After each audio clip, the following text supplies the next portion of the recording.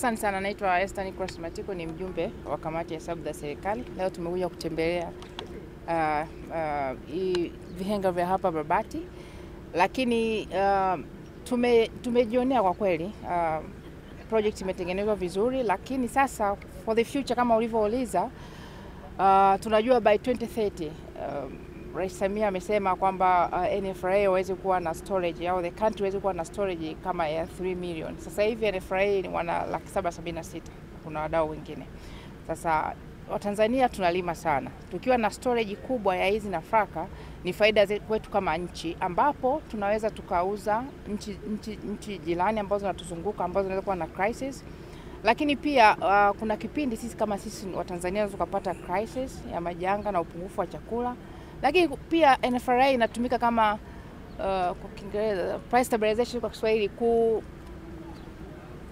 kusawazisha bei ya inapokuwa imepanda sana, watanunua kutoka watauza kwa bei ambayo ni rahisi, lakini ambapo unakuta wananchi wetu wanapunjwa sana, kwa maana wale wanunuzi wanatoka sehemu mbalimbali kuja kununua kwa bei ya chini sana.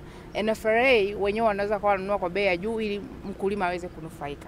Lakini pia opportunity nyingine ni hiyo ya kuweza kuuza nje. Sasa ili tuweze kufaidika zaidi na kuuza nje, lazima tuwekeze kwenye kujenga haya magara au hizi vihenga vingi sana, ili sasa tutoke kwenye hiyo storage ya NFRA sasa hivi ya 776 twende mpaka hata milioni 1, 1.5. Mwisho wa siku hiyo 2030 kama walivyoweka target tufike 3 ambapo tunaweza tukauzia nchi nyingi tu, sio kwa sababu zina majanga, lakini pia inaweza kuwa ikawa ni hub ya kusupply kwenye hizo nchi zingine. Kiangalia kwa Tanzania sisi tuna ardhi kubwa na yenye rutuba kuweza kulima mazao na kuweza kuuza nje ya nchi. Kwa hiyo inaweza kuwa ni one source of income ya foreign kutoka huko kwa kuuza nje, ikakuza uchumi wetu wa Tanzania. Kwa ni eneo mojawapo la kuwekeza kwenye kilimo. Tujenge magara ya kutosha ili sasa tuondokane na ile post harvest.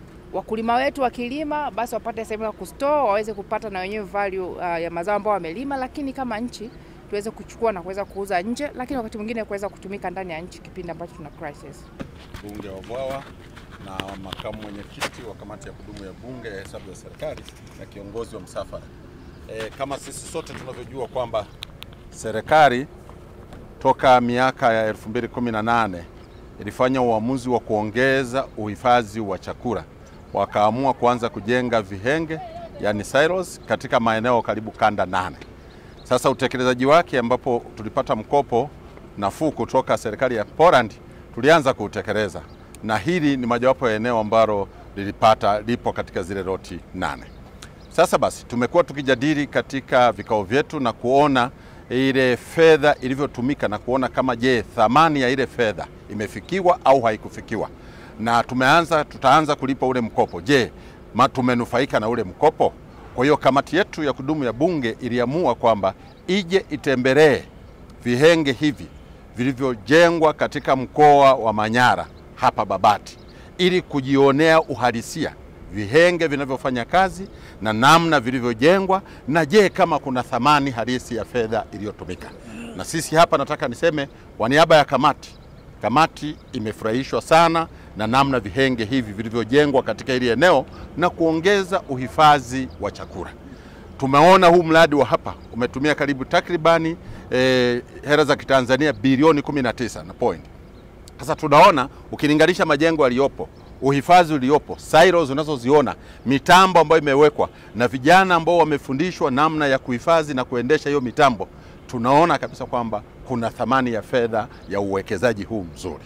Na hii itaisaidia taifa kuhakikisha kwamba kwa kweli tunahifadhi chakula vizuri, kwa sababu tumekuwa tukipata hasara kubwa sana ambayo tunapata kutokana na mavuno baada ya hasara ambayo inatokana wakati wa kuvuna, yani post harvest losses. Kwa hiyo sasa itapungua, tutahifadhi chakula, tutakuwa na uhakika kwamba kukiwa na emergency tutakuwa na uwezo wa kupata chakula cha kuweza kuhudumia na kudili na masuala ya majanga kama haya. Mwenyekiti, kwa utajiri wa maghala tulionayo, japo hayatoshi lakini tunayo, na tumezungukwa na nchi ambazo zinakabiliwa na ukame na zinahitaji chakula mara kwa mara. Ipi fursa ya kesho njema unaiona kwa NFRA iongeze uwezo wake, lakini pia ifanye biashara kama mwenyekiti wa kamati?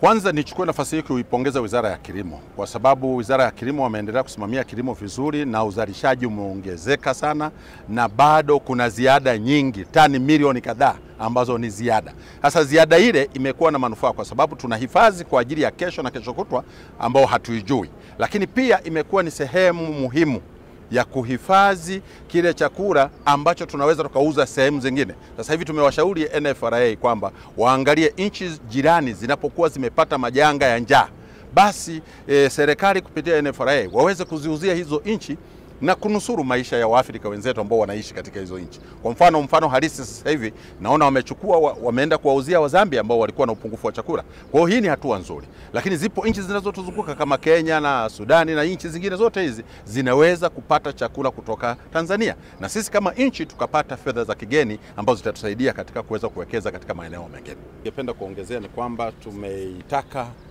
Wizara ya Kilimo wahakikishe kwamba katika hizi loti 8, loti 3 inaonekana zimekamilika, lakini loti 5 bado ujenzi wa vile vihenge haujakamilika. Tuliambiwa kwamba kulikuwa na changamoto za mkandarasi kutokukamilisha ile kazi.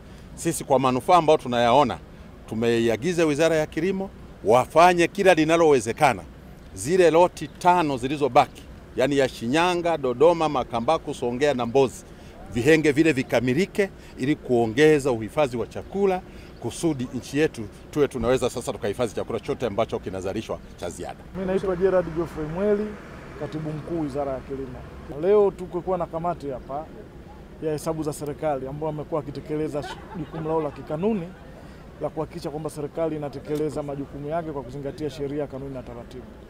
Jambo la kutia imani ni kwamba kamati imeridhika sana na kazi iliyofanyika.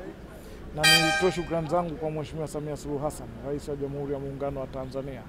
Alipoingia miradi hii karibu yote ilikuwa imekwama.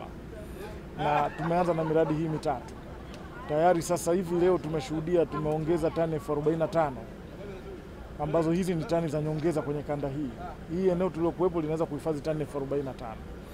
Wametuelekeza kamati tuhakikishe tunakamilisha miradi hiyo mitano iliyobaki. Kama tumeweza hii mitatu, naamini kabisa kwa usimamizi wa Mheshimiwa Rais na timu ya serikali ambayo tunashirikiana nayo, tuko kwenye mazungumzo na wenzetu wa Poland, na tunategemea ndani ya miaka miwili kutoka sasa miradi hiyo yote itakuwa imekamilika.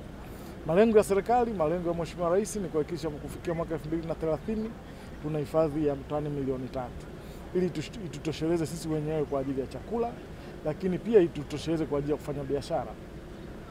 Tunataka nini sasa? Malengo ya muda wakati ni kufikia tani milioni 1.5 kufikia mwaka 2028 na milioni 3 tutakapofika mwaka 2030. Tayari serikali imeendelea kuwekeza.